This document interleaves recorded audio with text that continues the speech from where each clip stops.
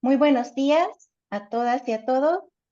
Gracias por conectarse a esta primera conversación. Vamos a dar un minutito.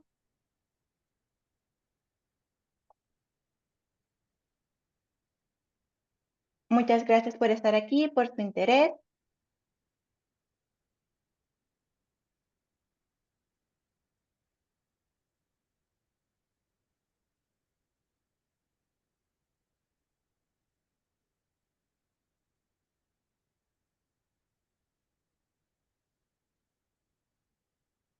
Les damos la bienvenida a esta serie de webinars que hoy iniciamos por parte de Alianza Américas, titulada Vulnerabilidades entrecruzadas, abordaje del cambio climático y el desplazamiento forzado en México y Centroamérica. Con este esfuerzo queremos llamar su atención sobre las realidades de las personas que enfrentan condiciones de vulnerabilidad. Con frecuencia escuchamos la expresión las personas más vulnerables, pero las vulnerabilidades al cambio climático y en el desplazamiento forzado no son un conjunto definido y estructurado de situaciones.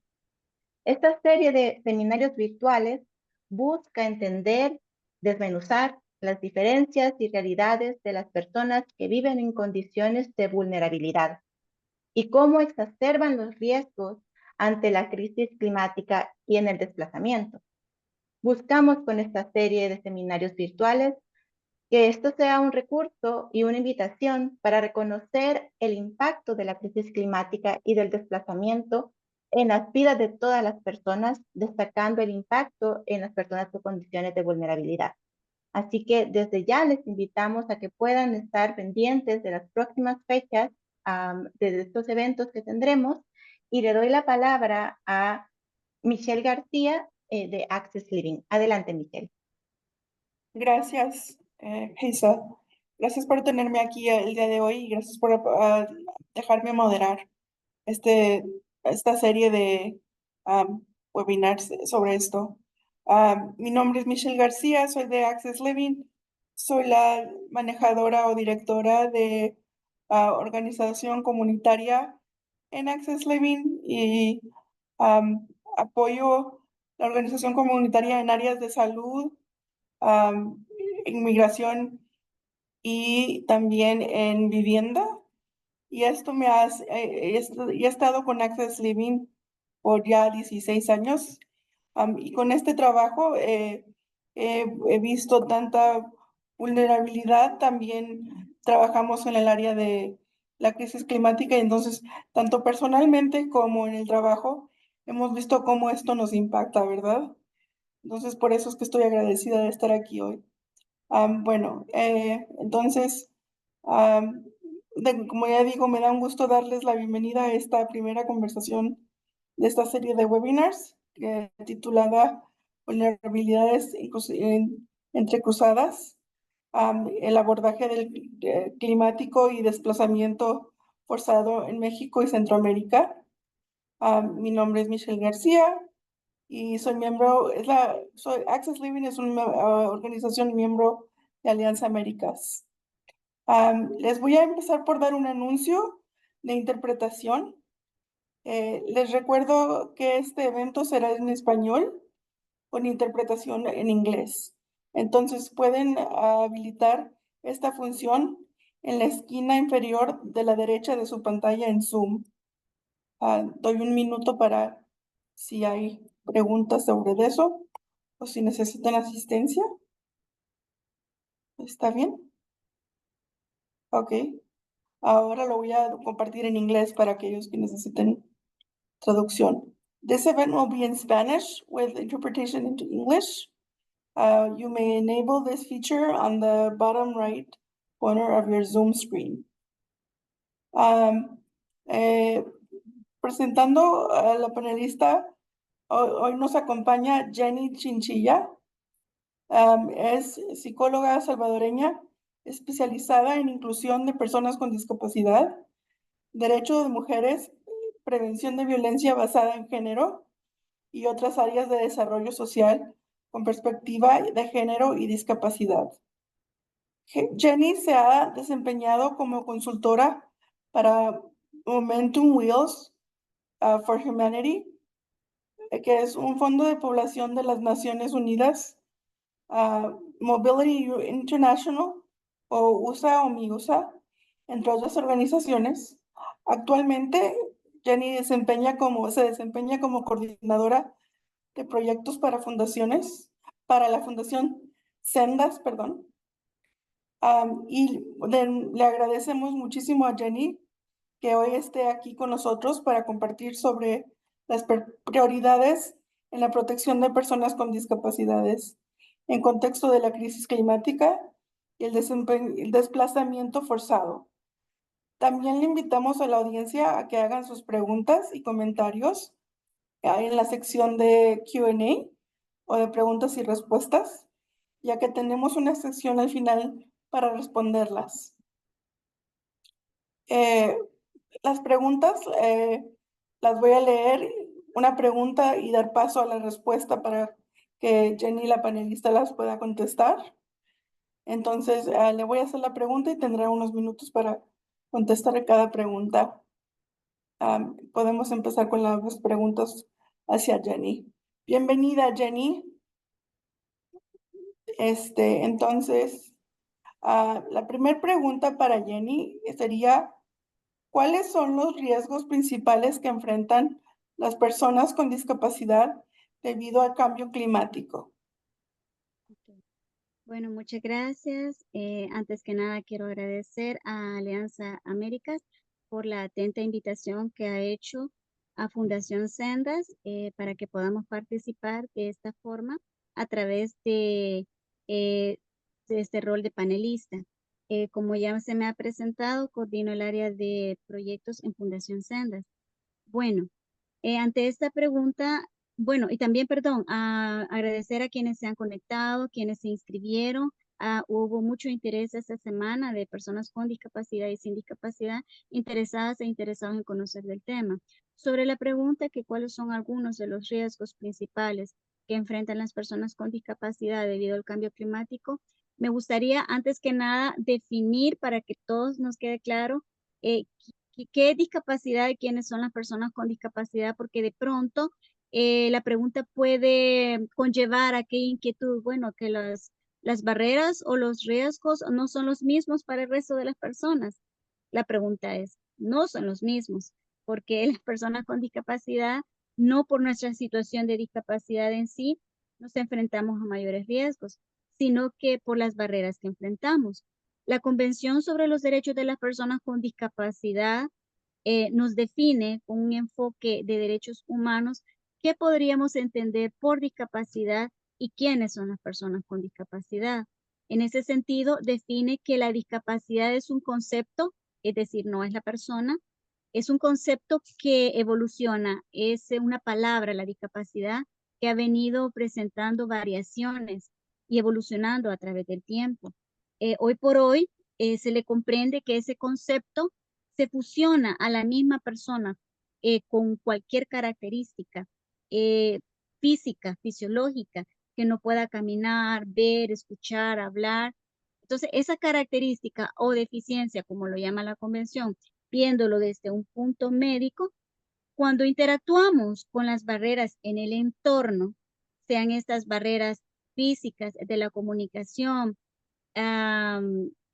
acceso a servicios, a productos, más las actitudes de discriminación que muchas veces nos encontramos en los sistemas de Estado, en la sociedad, todo eso va a ser una fusión y se le va a conocer como discapacidad.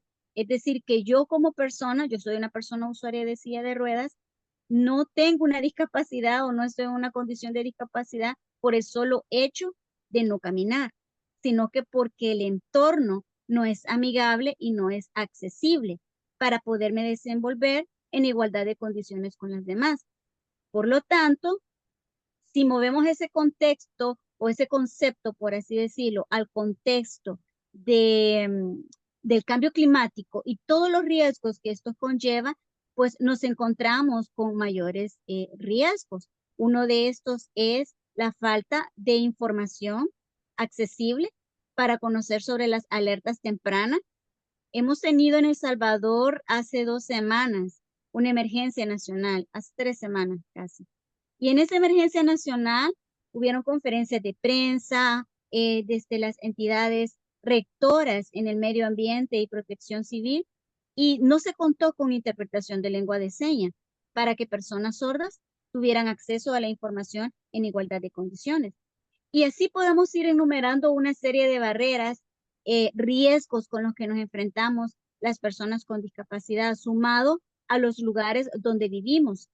No es lo mismo para una persona que puede salir corriendo ante una emergencia, ante un deslave, ante un terremoto, a que una persona usuaria de silla de ruedas, a una persona ciega o que una persona sorda que no tenga acceso a la información.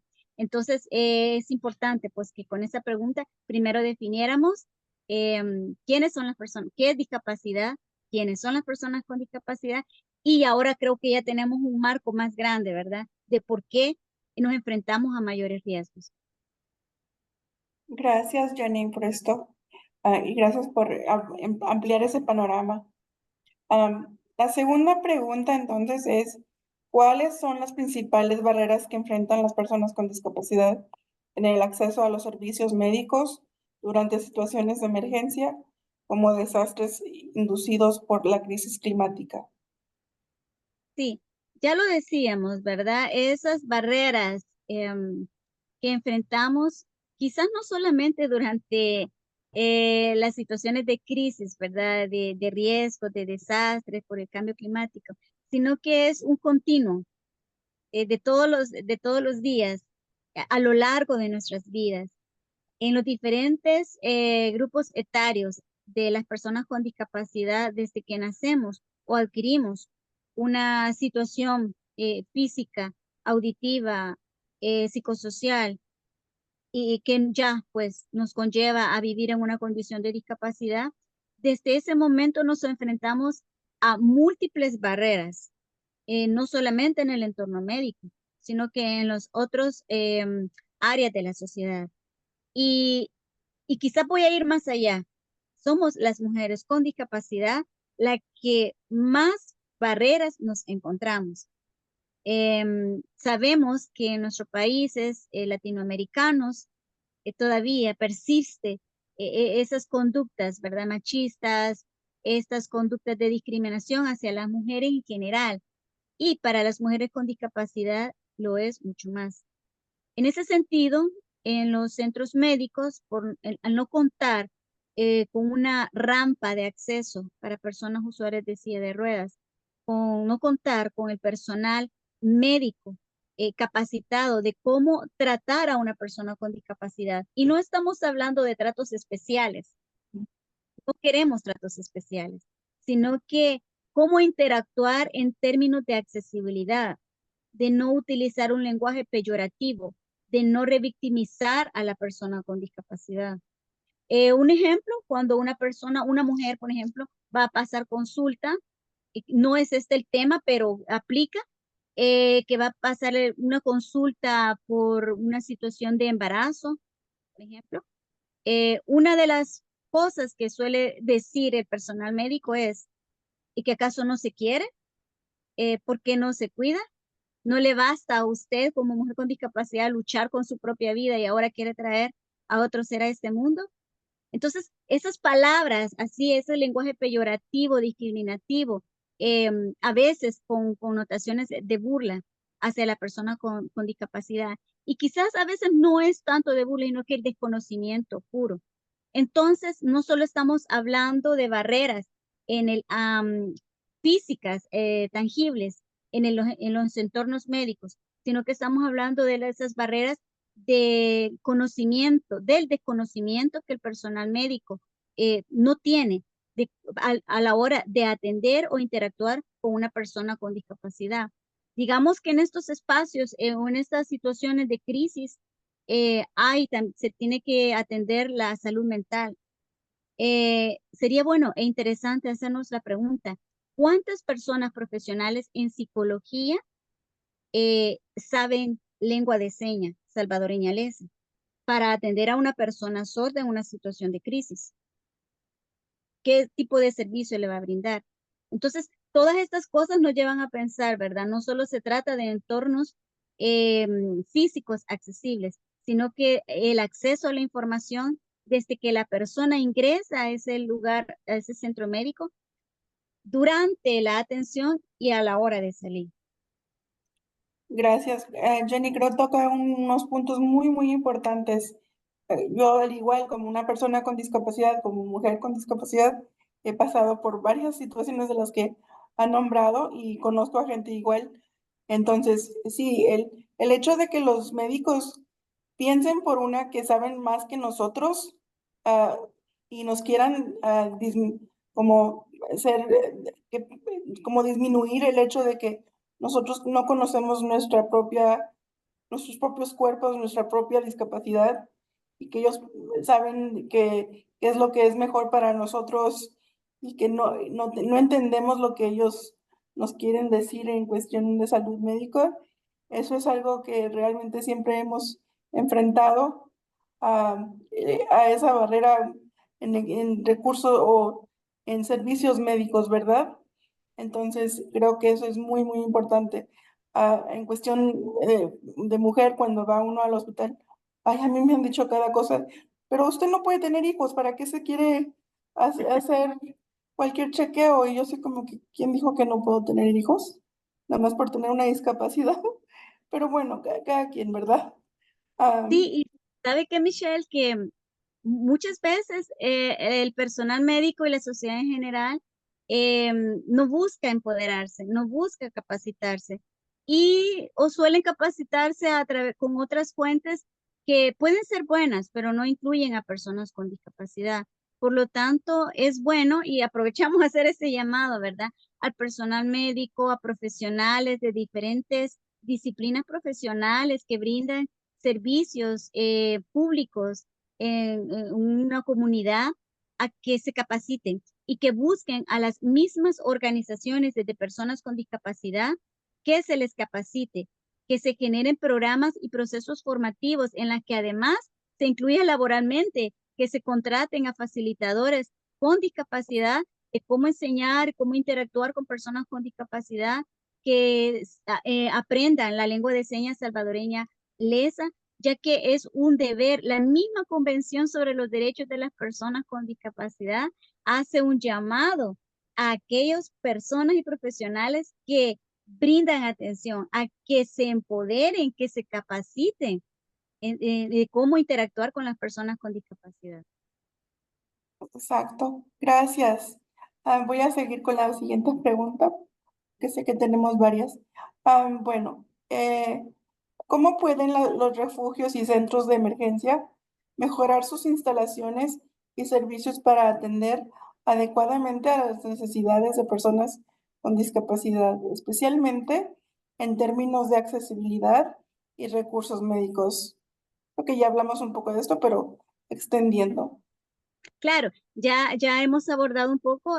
Lo primero es eh, capacitarse, formarse profesionalmente. No se trata de que con una leidita que dé cómo interactuar a una persona, cómo interactuar con una persona con discapacidad, no. Esto es un proceso formativo.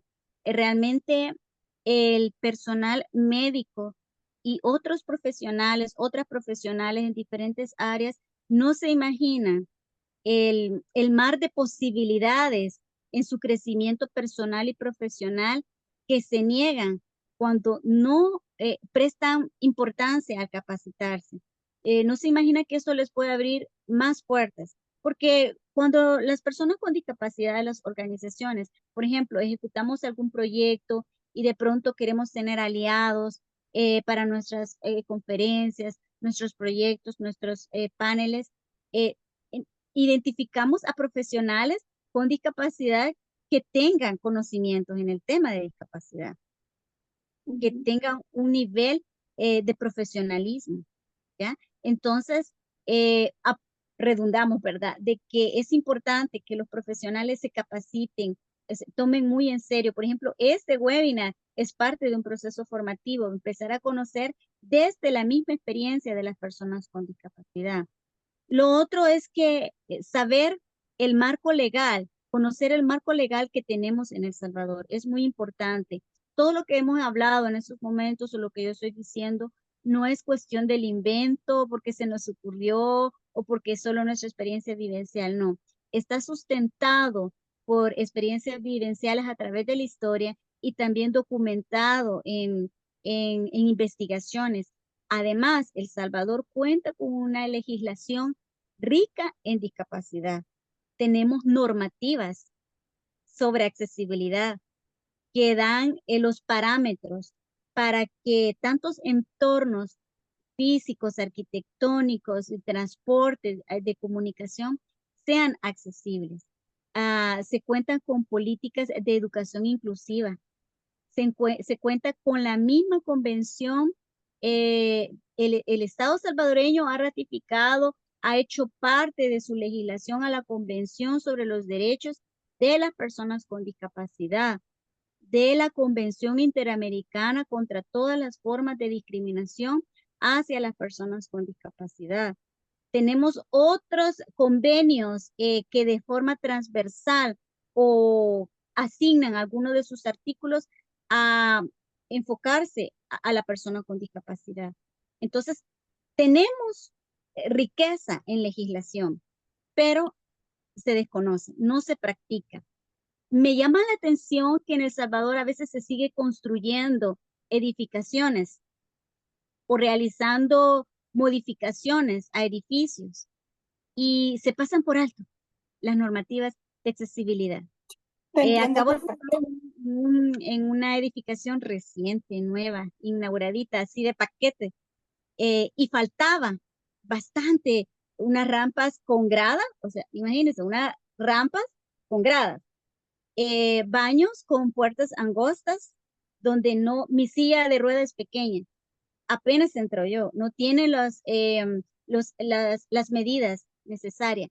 Entonces le decía yo a la persona que me mostraba el lugar, este lugar necesita bastante accesibilidad. Sí, me dice, ¿dónde podemos obtener información para que los arquitectos hagan modificaciones?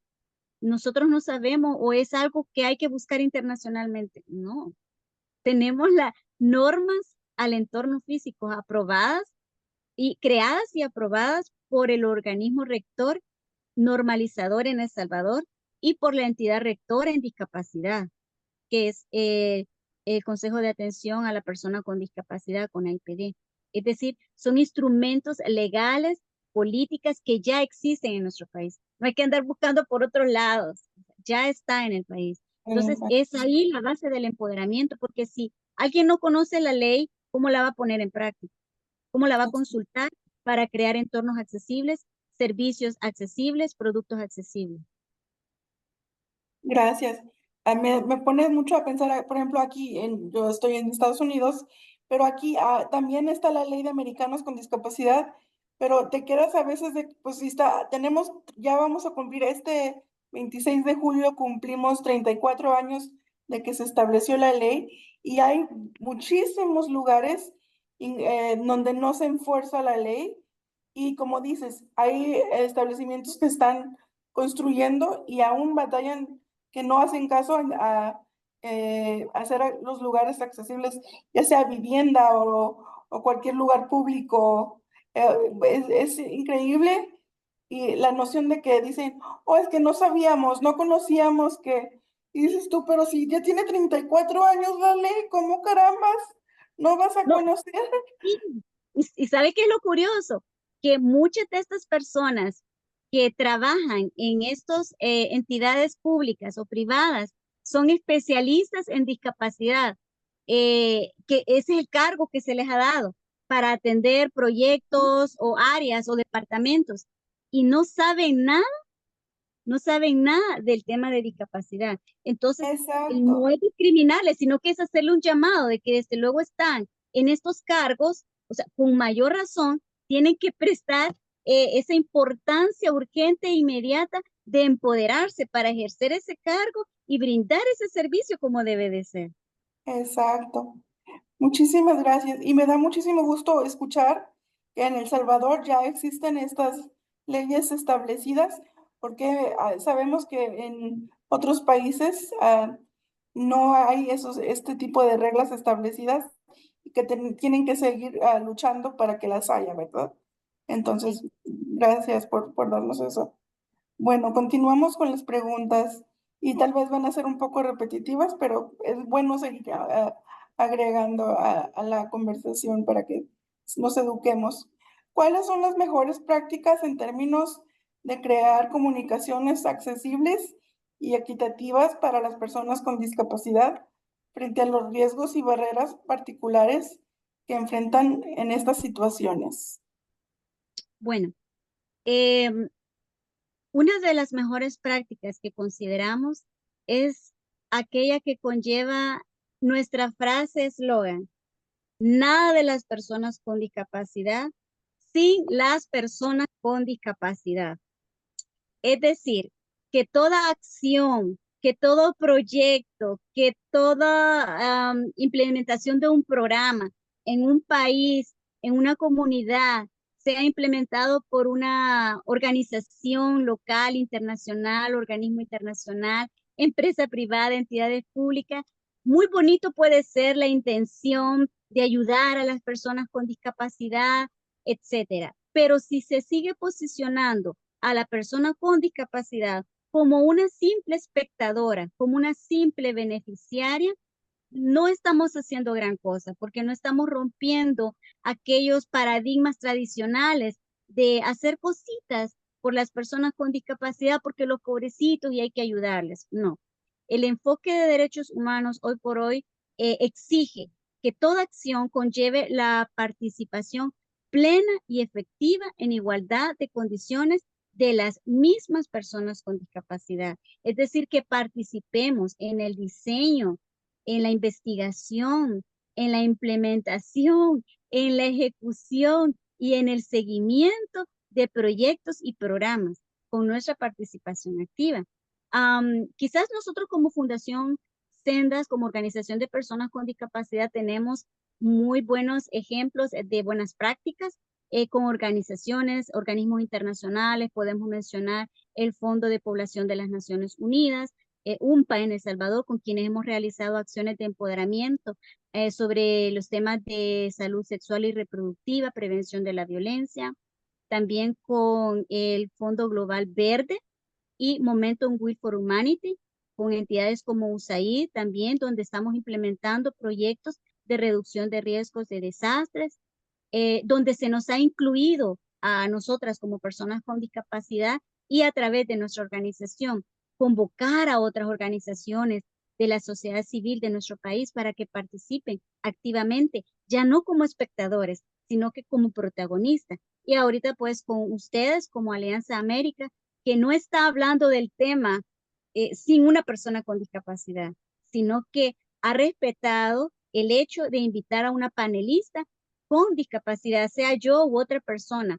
Y eso le da un gran valor, suma al enfoque de derechos humanos.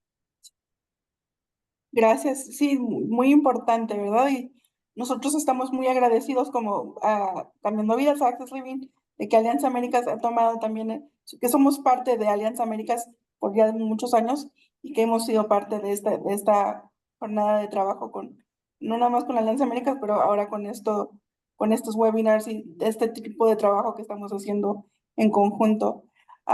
Añadido a esta pregunta, quisiera saber si pudieras darnos unos ejemplos o unas experiencias, mencionar algunas experiencias más concretas de la participación de personas con discapacidad en estos espacios de toma de decisiones vinculados al cambio climático. Por supuesto, justamente con Fundación Sendas en esos momentos estamos ejecutando un proyecto muy bonito que se llama El impacto del cambio climático y la participación de las mujeres con discapacidad en las estrategias de contingencia, ¿verdad? Ujú. Para la reducción de riesgos de desastres. El proyecto ve dos puntos importantes. El primero es cómo impacta el cambio climático a la salud de las personas en general, pero específicamente nos hemos enfocado cómo impacta a las mujeres con discapacidad. Alguien puede decir, bueno, creo que el cambio climático, estos calores, estos fríos, nos impacta a todos, a todas las personas por igual. No es así. Las personas que usamos silla de ruedas, por ejemplo, estar sentadas durante un largo periodo de tiempo en las sillas de ruedas, la mayor parte tiene un cojín, tiene material de hierro. Estos materiales se sobrecalientan con Sí, estas altas temperaturas extremadas que hemos tenido en estos últimos, bueno, en este año específicamente.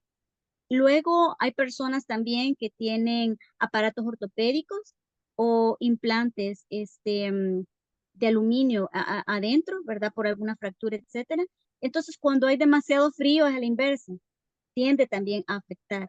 Las personas ciegas, por ejemplo, que usan lentes para cubrirse del impacto de los rayos del sol, aunque no ven eh, su, el ojo en sí, la cuenca del ojo, percibe el calor. Entonces, estos calores extremos que hemos estado teniendo afectan el hecho de tocar la silla de ruedas para manejar, el bastón, la andadera. Aquellas personas con discapacidad que es muy severa, que tienen poca movilidad, que hacen uso, por ejemplo, de Pampers, estar todo el día, de por sí ya causa escaldaduras en su piel, ¿verdad? Entonces, y esas son como las cosas físicas, por así decirlo. Pero a todas las personas, creo que aquí no me voy a equivocar, ¿verdad? Que el calor nos irrita bastante, nos pone de sí, mal humor. Cualquier cosa podemos estar sudando y alguien, cualquier problemita puede estar pasando, pero ese problema se multiplica debido a nuestro estado de mal humor. Entonces, la salud mental se ha visto afectada también en las personas con discapacidad, aquellas que de por sí ya permanecen mucho tiempo en casa debido a la falta de empleo, el no tener una actividad que hacer que le ocupe con su tiempo, más estar aguantando la situación del clima, ¿verdad? Las temperaturas tiende pues a fomentar más el deterioro de la salud mental. Entonces, el proyecto que estamos ejecutando con Fundación Senda, gracias al Fondo Global, es justamente eso, empoderar a mujeres con discapacidad para que reconozcamos cuáles son esas afectaciones de nuestra salud.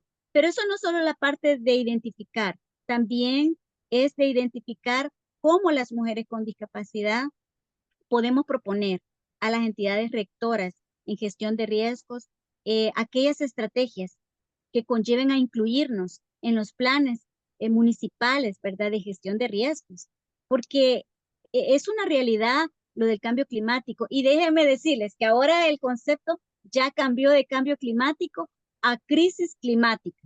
Estuve la semana pasada en la quinta conferencia de población y desarrollo llevada a cabo en Cartagena de India, Colombia, y uno de los temas que se destacaron es que todas las políticas y programas de desarrollo deben incluir ya la recuperación económica ante no el cambio climático, sino que ante la crisis climática, porque el planeta entero está enfrentando ya una crisis climática que está afectando desproporcionadamente a los sectores de la población más vulnerables.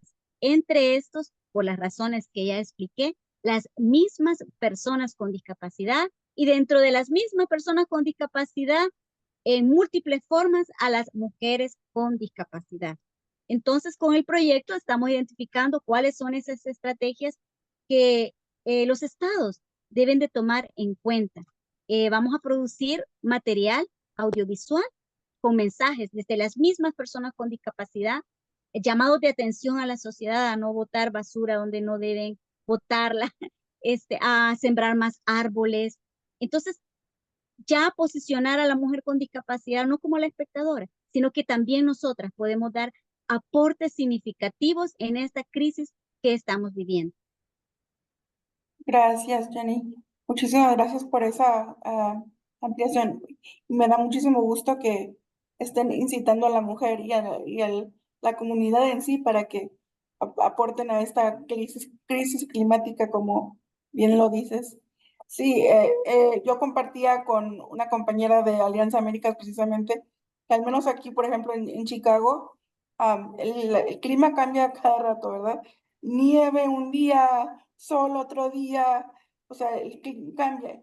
Para alguien como yo estoy en silla de ruedas y por mi discapacidad, tanto por estar en silla todo el día, mi circulación no está buena, entonces tengo frío, tengo calor, la silla de ruedas el salir es complicado porque la nieve no te permite y como bien dices, te impacta no nada más físicamente, pero mentalmente. Dices tú, Sí, bueno, pues me siento así porque no puedo salir, me siento así porque mi salud hoy no me siento bien. Entonces todo juega, ¿verdad? Tu salud mental, tu salud física. El hecho desde que la crisis de COVID también eso nos impactó muchísimo, ¿verdad? Hemos visto a la comunidad con discapacidad ser impactada aún más sí. desde que COVID nos llegó, porque lamentablemente esto impactó a nuestra comunidad aún más, y no de tan buena manera a algunos. También nos trajo algunas nociones de que teníamos que ampliar nuestra manera de convivir con discapacidad, ¿verdad? El trabajar de casa por Zoom, etcétera. Entonces, sí, Cambió la vida. sí nos cambió la vida. Ujú. Pero bueno, sigamos. Muchísimas gracias de nuevo. La siguiente pregunta eh, será, ¿qué medidas pueden tomar los gobiernos y organizaciones no gubernamentales para garantizar que las personas con discapacidad estén incluidas en los planes de respuesta y recuperación ante desastres y reciban una atención equitativa y eficaz? Sí. Em, bueno, como ya lo mencionábamos, el incluir a las mismas personas con discapacidad, no solamente como beneficiarias, sino como personas que pueden dar aportes significativos. Y aquí quisiera aprovechar de comentar lo que la misma Convención sobre los Derechos de las Personas con Discapacidad nos dice. em, Algo bien interesante en su literal M. Y esto cuando uno lee así con conocimiento y le encontrás sabor a ese mandato que encontramos en esas convenciones y a esa toma de conciencia de no solo leerlo, sino que ponerlo en práctica, es donde uno dice, realmente, ¿cuánto nos falta? Fíjense, la convención nos dice, reconociendo el valor de las contribuciones que realizan y pueden realizar las personas con discapacidad al bienestar general y a la diversidad de sus comunidades, y que la promoción del pleno goce de los derechos humanos y las libertades fundamentales por las personas con discapacidad y de su plena participación tendrán como resultado un mayor sentido de pertenencia de estas personas y avances significativos en el desarrollo económico, social y humano de la sociedad. Considerando que las personas con discapacidad deben tener la oportunidad de participar activamente en los procesos de adopción de decisiones sobre políticas y programas, incluidos los que les afecten directamente. Ese es el mandato que hace la convención. Ante cualquier decisión de toma de decisiones sobre políticas, programas y leyes, no dejar atrás a las personas con discapacidad. Y ante la situación del cambio climático, que nos dice también el marco, la Convención Marco de las Naciones Unidas, que la elaboración y aplicación de programas de educación y sensibilización del público sobre el cambio climático y sus efectos, el acceso del público a la información sobre sus efectos, la participación del público en el estudio del cambio climático y sus efectos y en la elaboración de las respuestas adecuadas y la preparación y el intercambio de material educativo destinado a sensibilizar al público. No solo habla que lo van a hacer expertos en el tema de gestión de riesgos de desastre, está incluyendo al público, es decir, a una población. y dentro de una población no se debe de dejar a nadie atrás como nos dictan los ODS, los Objetivos de Desarrollo Sostenible, sino que toda la vida las personas con discapacidad hemos estado atrás. Es momento de que no se nos deje atrás porque tenemos grandes aportes que dar. Asimismo, la, la, la Mami Misutori, que es la representante especial del secretario general de la reducción de riesgos de desastres de la ONU, hace un llamado a que en la creciente gravedad y frecuencia de los desastres relacionados con el clima, es una cuestión de supervivencia para los países más vulnerables al clima. Por otra parte, en una entrevista, ella declara que se busque que se busca haya un posicionamiento de las mujeres en la agenda global climática, además de ubicarlas como lideresas en el camino de la igualdad de género y que sus conocimientos y empoderamiento aporten a la estrategia global de reducción de desastres. Entonces, este es el mejor llamado que tenemos, que los gobiernos, organismos internacionales, agencias mismas de las Naciones Unidas en sus oficinas locales, así como la empresa privada y otras organizaciones de la sociedad civil, incluyan a las mismas personas con discapacidad, otorgando liderazgo también a las mujeres con discapacidad. Sí, estoy completamente de acuerdo contigo. Y gracias por ser esa ejemplar de líder que eres en El Salvador y para, de nuevo, el ejemplo que eres en general para, pues, un país, no nada más El Salvador, pero para todos los demás, ¿verdad? Somos, ya que me añado a ti. Bueno, tenemos muchas preguntas, ya que espero poder hacer todas las preguntas que tenemos en el chat y en la sesión de preguntas y respuestas. Tenemos unas preguntas aquí. Dice, entonces, vamos a hacer la primera pregunta de la audiencia. Dice, ¿han detectado necesidad de investigación en temas particulares para disminuir las restricciones? ¿Cuáles son las disciplinas que podrían aportar? A ver, si repite la pregunta, por favor. De pronto no me queda claro. Sí, claro que sí, déjate la repito, perdona. ¿Han detectado necesidad de investigación en temas particulares para disminuir restricciones? Esa es la primera parte de la pregunta. La segunda parte de la pregunta es, ¿cuáles son las disciplinas que podrían aportar? Claro. Sobre si se han detectado necesidad de investigaciones, por supuesto. Como organización de personas con discapacidad, creemos que es urgente la investigación en El Salvador con marcos tropicalizados, ¿verdad? Enmarcados a la misma realidad de la población con discapacidad de nuestros países. De pronto tenemos mucha información, muchas muestras de investigaciones que son de otros países y pues ese es un llamado para los investigadores que trabajan en el tema de cómo, aquí hay de dónde sacar, ¿verdad? Mucho. Nosotros como fundación estamos haciendo un pequeño esfuerzo desde nuestra misma experiencia, de nuestros escasos conocimientos de cómo afecta el cambio climático a las mujeres con discapacidad, pero si estas investigaciones tuvieran como un marco más técnico, más disciplinario, ¿verdad? Desde aquellos especialistas en información demográfica, antropología, etcétera, todas esas disciplinas y que piensen en temas, ¿verdad? Cómo ha impactado el cambio climático en las mujeres con discapacidad. Eh, por ejemplo, datos estadísticos nos falta mucho, no tenemos. Hasta ahora con el censo nacional esperaríamos tener datos más acertados, más cercanos de cuántas personas con discapacidad vivimos y el no tener datos de personas con discapacidad en El Salvador a veces afecta en gran manera no saber enfocar a los proyectos, ¿verdad? A dónde hay más necesidad.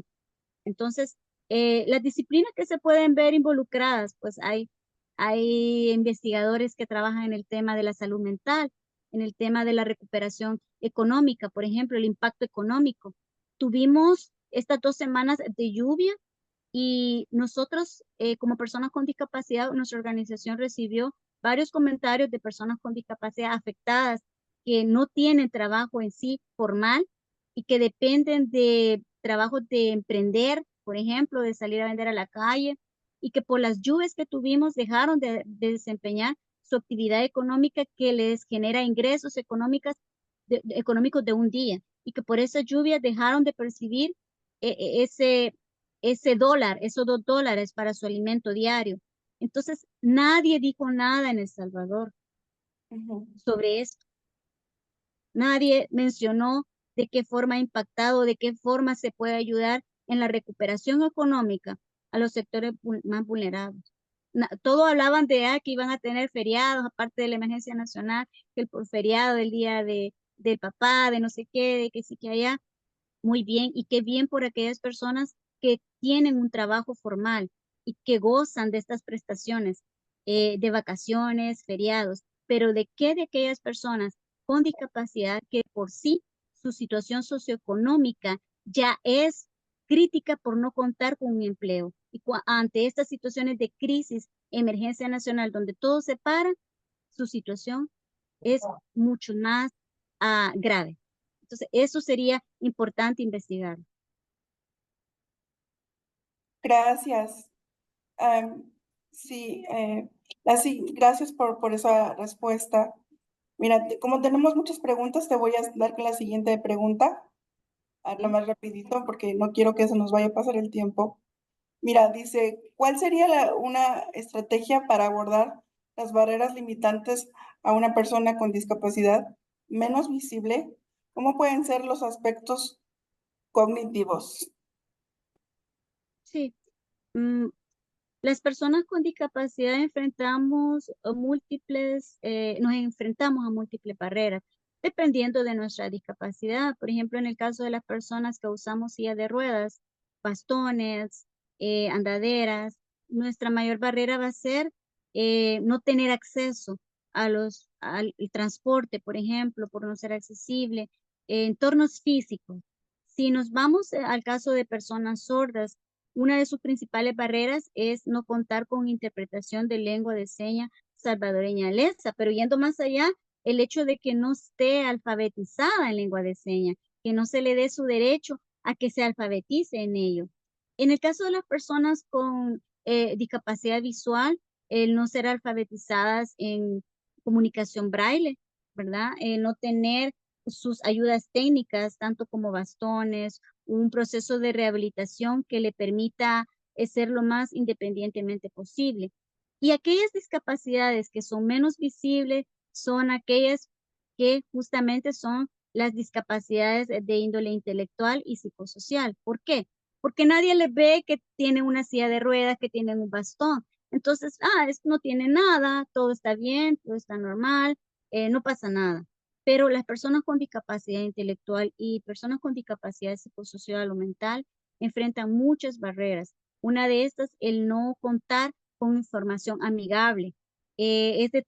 También estos estereotipos de la sociedad que lenguaje peyorativo, este es el loquito, la loquita, mira, no entiende, de discriminarlo mucho más.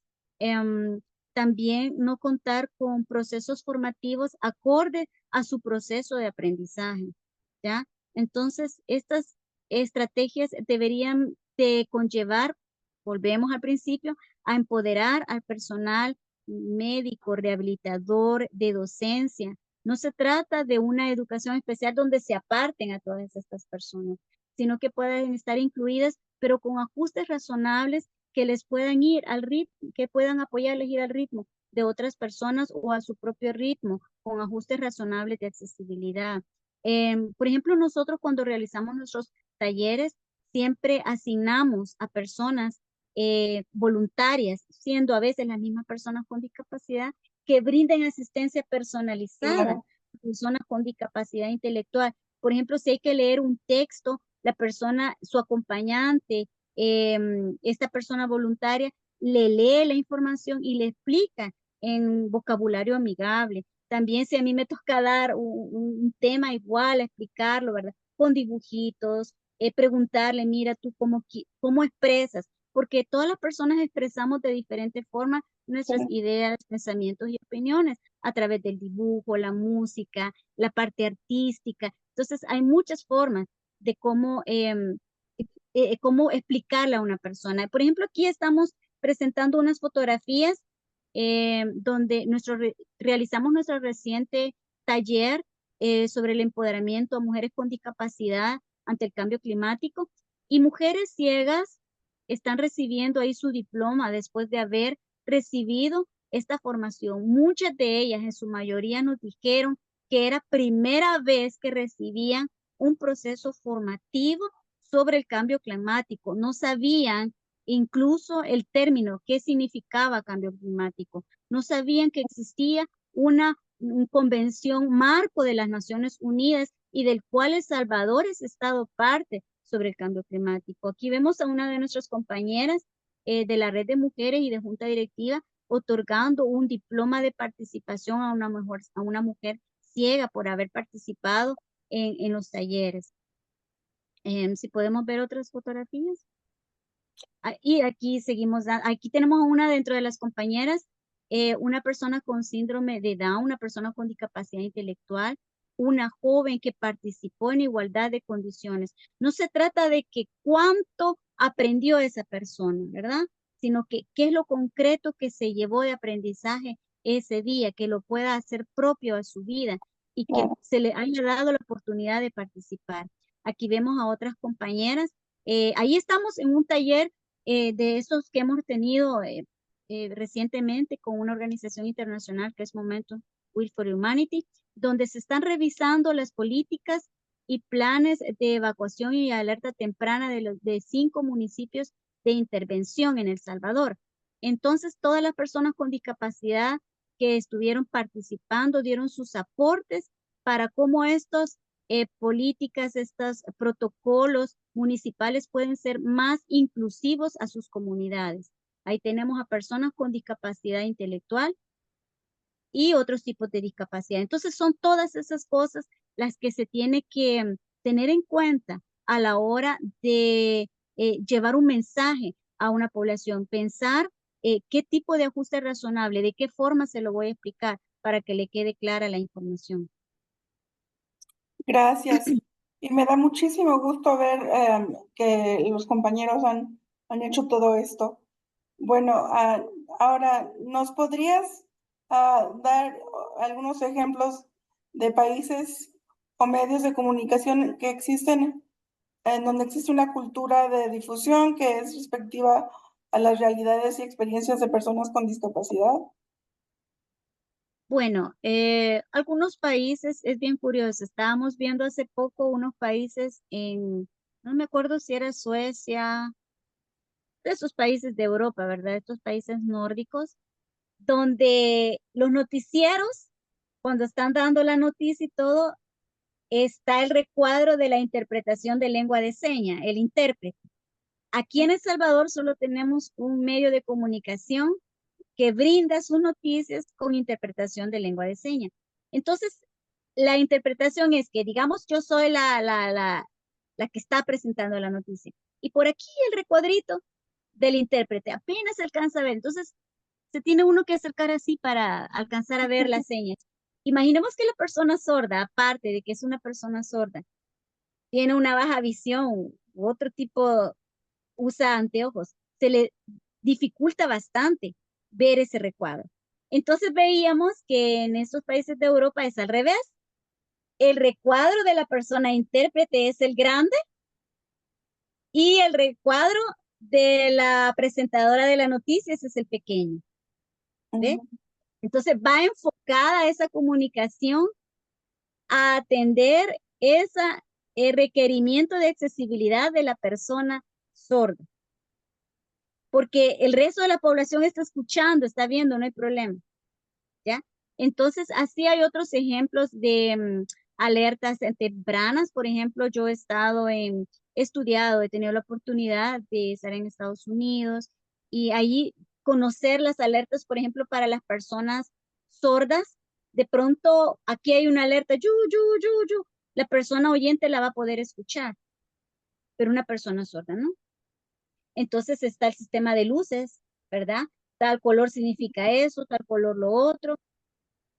También la señalética. Cuando hablamos de señalética, es aquellas flechas, aquellos símbolos que vemos, ¿verdad? Aquella flecha que indica para el centro, punto de evacuación o de punto de encuentro. Entonces, todas estas que no solo sean visuales y a colores, sino que también conlleven la interpreta,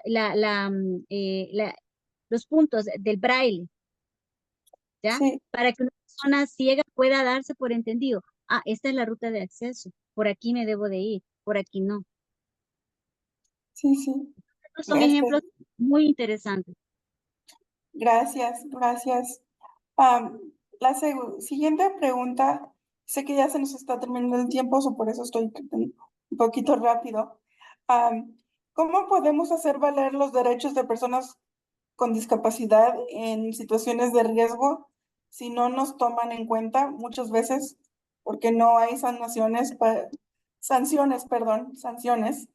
para el que no haga valer nuestros derechos en estas situaciones?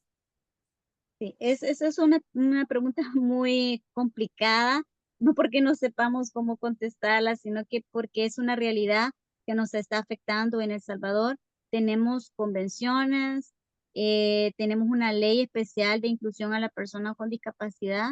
Lastimosamente, esta ley no tiene un reglamento aún y tampoco no tiene un presupuesto asignado para que esté en marcha, se pueda implementar de forma plena. En ese sentido, cualquier violentación o vulneración de los derechos de las personas con discapacidad queda a fin de ampararse a esta ley, pues como atadas las manos, por así decirlo, de no poder accionar. Sin embargo, el hecho que no haya un reglamento, un presupuesto para esta ley, no significa tampoco que no se deba de hacer nada al respecto. Tenemos la Procuraduría para la Defensa de los Derechos Humanos, tenemos la Fiscalía y tenemos la Convención sobre los Derechos de las Personas con Discapacidad y la otra Convención Interamericana, donde también si un caso no es escuchado por las leyes o las autoridades locales, se puede llevar ese caso o esa demanda o esa denuncia a nivel internacional. ¿Cuál es la clave? Si una persona con discapacidad, si su familiar no está empoderado en esos derechos y en qué hacer en caso sus derechos son vulnerados, el círculo vicioso de irrespeto a esos derechos se va a seguir repitiendo.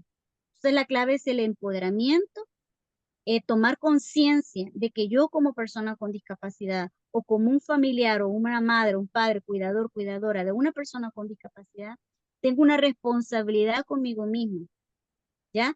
De empoderarme de mis derechos y de empoderar a otras personas.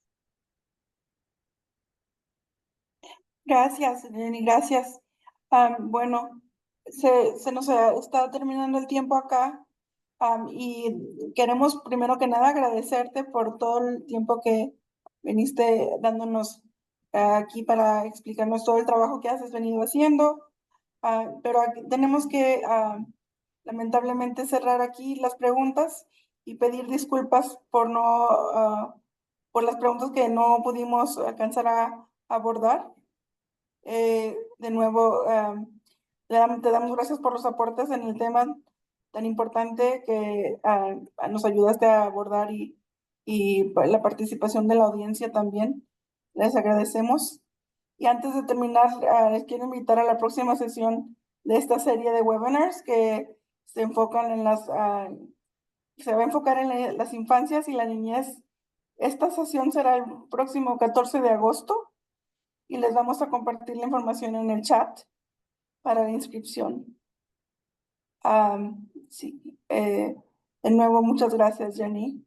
No, gracias a Alianza Américas por esta gran oportunidad.